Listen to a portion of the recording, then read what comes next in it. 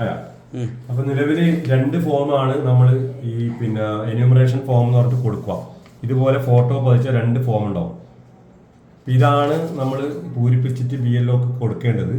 അതിന് നിങ്ങളെ കൈമേൽ ആദ്യം ഈ മുകളിലത്തെ ഭാഗത്ത് പിന്നെ ഇപ്പോഴത്തെ മുകളിലത്തെ ഭാഗത്ത് ഏറ്റവും ടോപ്പിൽ വരുന്നത് താഴെ 2 ഭാഗം ഉണ്ടാവുക. 2002 SIRന്റെ വിവരങ്ങൾ എഴുതാൻ വേണ്ടി ഇടതുവശത്തെ ഒരു ഭാഗം, വലതുവശത്തെ ഒരു ഭാഗം, ഏറ്റവും ടോപ്പിലുള്ള ഭാഗം ആദ്യം പൂരിപ്പിക്കുക.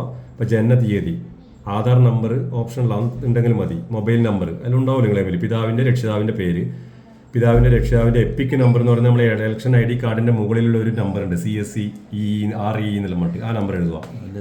മാതാവിന്റെ പേര്, മാതാവിന്റെ എപ്പിക് നമ്പറും ലഭ്യമെങ്കിൽ, പങ്കാളിയുടെ പേര്, ഭാര്യ ഭർത്താവ്, പങ്കാളിയുടെ എപ്പിക് നമ്പർ ലഭ്യമെങ്കിൽ.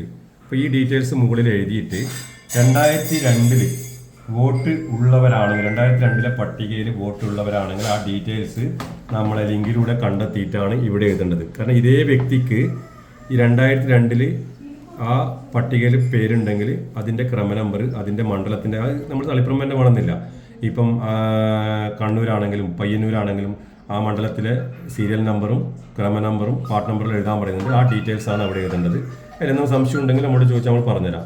പിന്നെ അതിന് ശേഷം റൈറ്റ് സൈഡിലുണ്ട്, ചിലപ്പോൾ ഈ സമയത്ത് ഈ വ്യക്തി ഗൾഫിലായിരിക്കും. ഇപ്പോൾ ഈ പറഞ്ഞ വ്യക്തി ഗൾഫിലാണ്, അപ്പോൾ അയാൾക്ക് ഈ കോളം പൂരിപ്പിക്കാൻ കഴിയില്ല. കാരണം 2002 ഇവിടെ വോട്ട് ഉണ്ടായിരുന്നില്ല, നാട്ടിലില്ലാത്തതുകൊണ്ട്.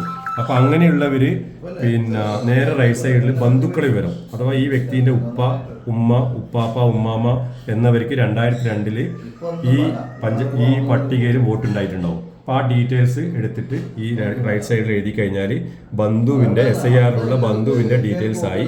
അത് പ്രകാരം ഒരു ഡോക്യുമെൻറ്റും കൊടുക്കാതെ തന്നെ ഈ പട്ടികയിൽ ഉൾപ്പെടാൻ പറ്റുന്നതായിരിക്കും. അപ്പോൾ ആ രീതിയിൽ കൈകാര്യം ചെയ്യുക. എന്തെങ്കിലും സംശയം ഉണ്ടെങ്കിൽ ചോദിച്ചാൽ മതി. ഏറ്റവും ടോപ്പിൽ നിങ്ങളുടെ ഡീറ്റെയിൽസ്, ഇടതുവശത്ത് നിങ്ങൾക്ക് 2002 വോട്ട് ഉണ്ടെങ്കിൽ ആ ഡീറ്റെയിൽസ് ആ പട്ടികയിൽ നിന്ന് പരിധി എടുക്കണം. അതിൻ്റെ ലിങ്ക് ഉണ്ട്, ആ ലിങ്ക് വഴി കണ്ടെത്തണം. BLOന്റെ കയ്യിലുള്ള ഡീറ്റെയിൽസ് BLOയോട് ചോദിച്ചാൽ BLO പറഞ്ഞു തരും, BLO സഹായിക്കും. ഈ റൈറ്റ് സൈഡിൽ പിന്നെ നമ്മുടെ വലതുവശത്ത് ഈ ഇടതുവശത്ത് ഇല്ലാത്തവർക്ക് ബന്ധുക്കളുടെ ഡീറ്റെയിൽസ് എഴുതാം, ഉള്ളവർക്ക് ബന്ധുക്കളുടെ ഡീറ്റെയിൽസ് എഴുതിയാൽ പ്രശ്നമില്ല. ആ രീതിയിൽ ഇത് പൂരിപ്പിച്ച് ഒപ്പിട്ട് കൊടുക്കുക. ഒരു വീട്ടിലുള്ള ഒരു മുതിർന്ന പൗരന് എല്ലാവരുടെയും ഒപ്പിടിച്ച് വാങ്ങിയിട്ട് കൊടുത്താൽ മതി. പുറത്ത് നാട്ടിലിപ്പം വിദേശത്ത് എവിടെയെങ്കിലും നാട്ടിലില്ലാത്തവരെ ഫോം നിങ്ങളുടെ കയ്യിൽ കിട്ടിയിട്ടുണ്ടെങ്കിൽ ആ ഡീറ്റെയിൽസ് നിങ്ങൾക്ക് പൂരിപ്പിച്ച് കൊടുക്കാവുന്നതാണ്. ഈ QR കോഡ് സ്കാൻ ചെയ്ത് ചെയ്യാൻ പറ്റുന്നതാണെന്നാണ് പറയുന്നത്. നമുക്ക് ചെക്ക് ചെയ്ത് നോക്കാം. ഓക്കെ, ഈ രീതിയിലാണ് ഈ ഫോം ഫില്ല് ചെയ്യേണ്ടത്. ഓക്കെ.